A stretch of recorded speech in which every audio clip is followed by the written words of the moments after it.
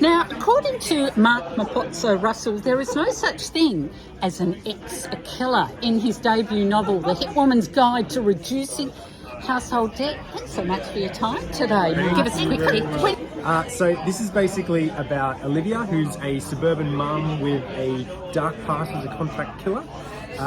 She wants to get revenge on these criminals that have wronged her, but she's worried that if she kills them directly, it'll bring karmic splashback on the rest of her family, all this divine retribution.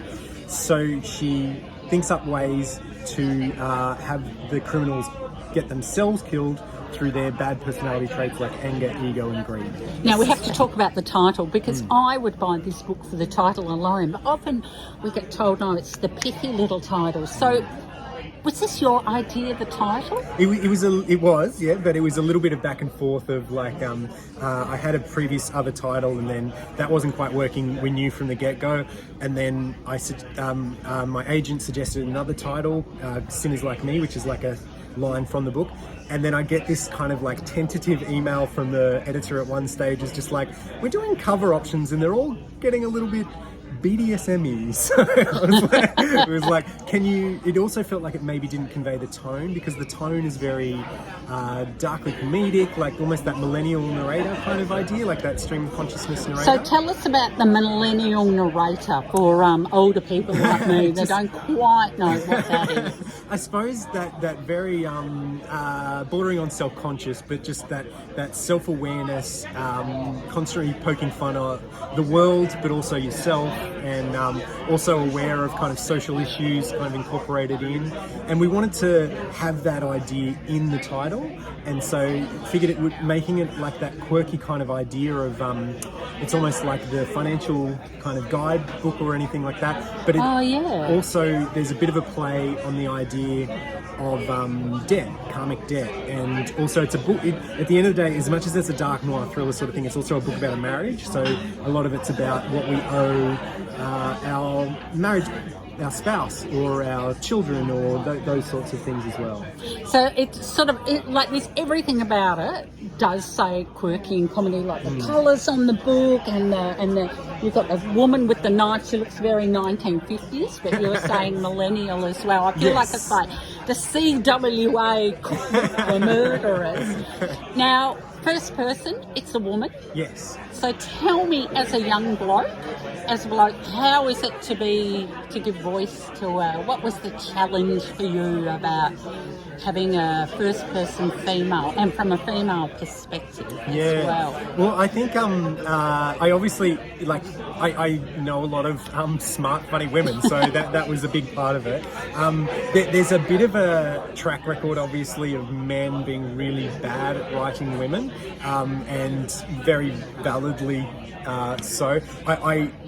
I am very proud to say that this came through a mentorship, so it was a blind reading, and the editor and sub-editor actually thought it was written by a woman, so I take that as a note of pride.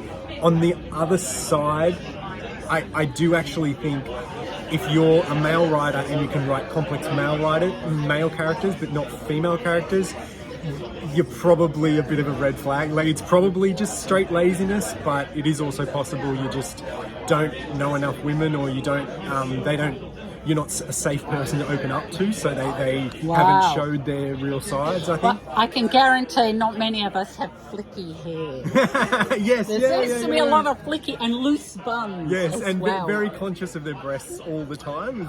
That's the cliche for the male writer writing the female, isn't it?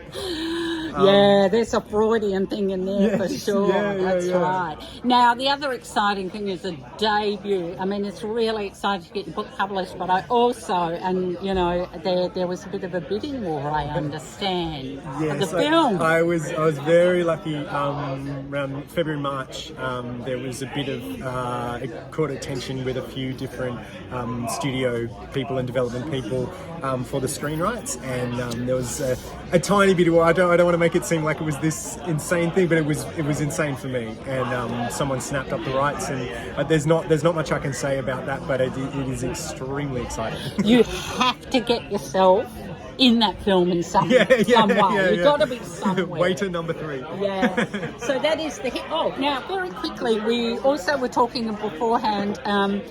How long have you been writing for? How long did it take you? So it's about 20. I actually came up with the idea for this about 20 years ago, but I've been actively trying to get either a screenwriting or novel writing career going for about 20 years. It's probably about 500 rejections. It's a lot of almost, but it's a very long process it's been for me. So. And we need to hear more of that. Yes. So, and I was talking to Rob McDonald earlier, and he said it's a real achievement, your first draft, celebrate it. And I was also like, yeah, that's your first draft. Yes. Celebrate your second, third, fourth. How many? For this one, Yeah. well, it's actually not too bad. Like I said, I came up with the idea ages ago as a screenplay, though. I put it off because I didn't think I was smart enough for it. It felt a bit like heavy, philosophical kind of thing.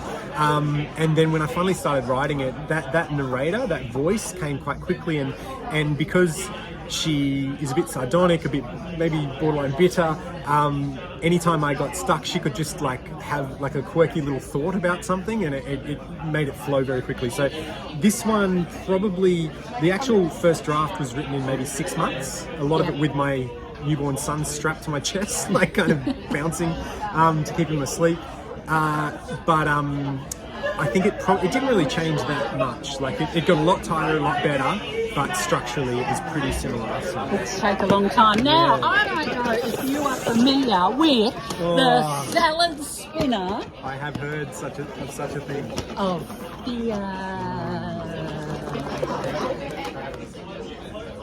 Thea Fry. I am very afraid. Yeah. So eyes Yep. closed. Yep. Eyes closed. Here we go. Do you enjoy writing?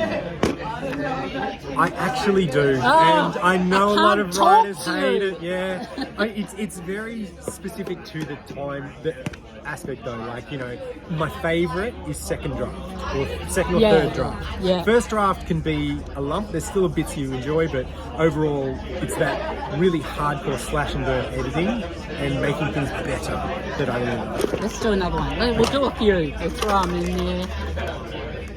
Do you have imposter syndrome? Oh, yeah, now, Absolutely, especially as a yeah. debut person. Yeah. Well, it's also like it's just the after 500 odd rejections, like there's like an armor that you kind of develop that you just assume things are going to go wrong. So Well, if you assume things are going to go wrong, you're never disappointed. Yeah, it's true. Because if they don't go wrong, you're like, oh, yes, they do. You're like, I see, I told you so. Yeah, absolutely. So yes, I don't know what to do with this has been a dream so far, and I don't know what to do with that. So, but it's all incredibly fun. Here's one for you. Come on, especially as the debut. What do your non-writer friends and/or family think of you? Before book and past book, Yeah. did anyone of them go, oh? I think a lot of them sort of like they definitely assumed it would all happen a lot earlier, like you know, because I was Just finish the book. yes, yeah. But I was the one, like, you know, I'd skip a party or do stuff like that so that I could write, and like when I was younger with a lot more energy, I'd do the like come home from my job and then just get a massive pot of coffee and write until late early in the morning sort of thing, and then get up and do the whole thing again. And so I think they maybe think I'm a little obsessive, which may be true. Well, you have to be. Yeah. You kind of have to be. And the thing is, it is interesting, like if you've been writing for a long time and you're skipping another social event, it kind of, people don't understand that. It can kind of feel a bit embarrassing after a while, because I have known writers who have said that their friends have said, just finish the book and get it published. Yeah. But it's not like a supermarket, trip to the supermarket. No. Yeah. And I was that silly kind of writer who literally told everyone what I was doing, so they're always asking for updates. I know. Yeah. I kind of regret doing that myself. Hey, congratulations. I am going to run out and get this book, Mark Mabozzo Russell, The Hit Woman's Guide to Reducing Household Debt. Thank you so much.